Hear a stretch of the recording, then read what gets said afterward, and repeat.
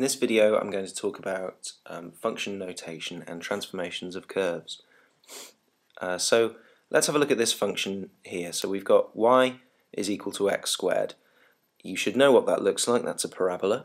And also what we can say is that y, as it varies with x, we can say that y is a function of x. And we're going to call this function f.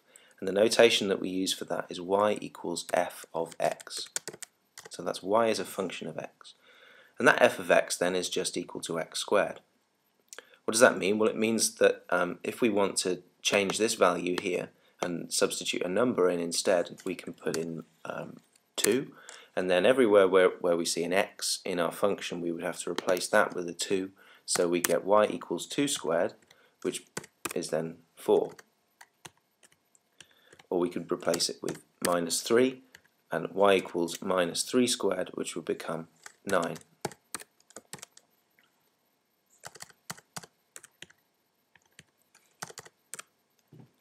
Okay, so let's plot that graph and see what it looks like.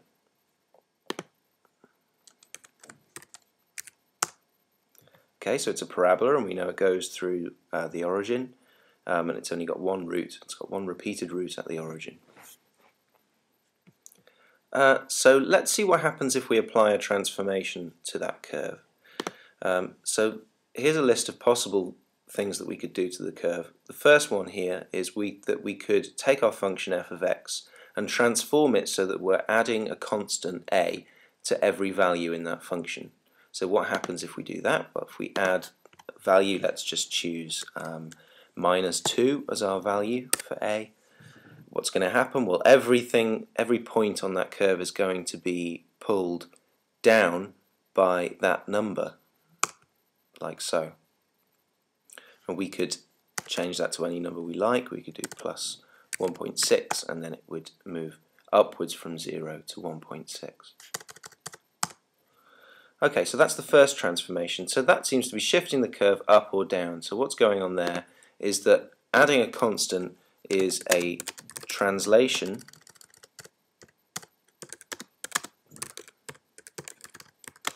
parallel to the y-axis. And if a is positive, it moves up.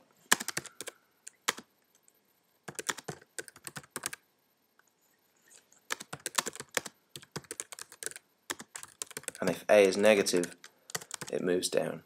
So let's try the next one. In this one, what we're doing is we're taking our x, and every time we see an x, we're changing it to x plus a. So let's try that. So we take our x in this function y equals x squared, and we change it to x, let's say plus 2. Now what's happening there? Well, we could take the minimum point as our point of reference, which goes through 0, 0 in y equals x squared. Where would that point be in y equals x plus 2 all squared? Well, to get the minimum point there, we would have to substitute x equals minus 2 to get our minus 2 plus 2 equals 0. So the minimum point would have to be over here at x equals minus 2. So let's see if that's what's happened. Yeah, so adding a constant to x shifts the curve to the left in the negative direction. So let's just make a note of that.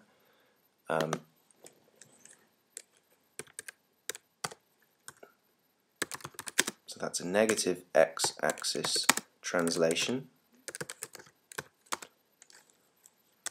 and that's to the left if a is positive, and of course to the right if a is negative. Okay, so the next one is what happens if we multiply the function by a certain constant. Well, let's take ourselves back to y equals x squared, and let's consider another point.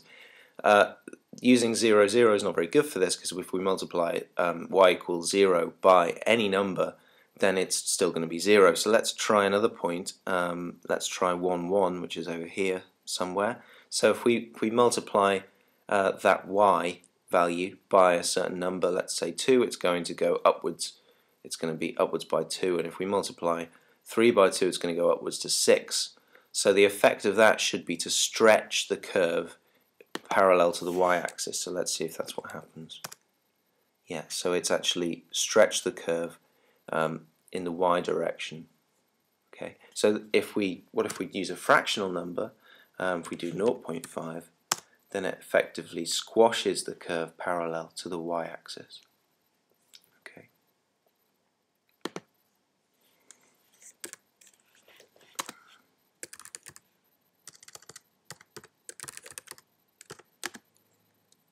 So that's a stretch by a factor of a parallel to the y-axis. And if a is fractional, that's if it's between 0 and 1, then it's a squash parallel to the y-axis. Okay, next one. In this one, we're replacing all our x's by some number a times x. So what happens there?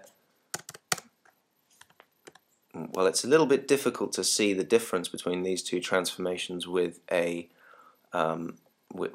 quadratic. So let's use a cubic for this one. Okay, so I've got my cubic curve, goes through the origin. Let's try changing our x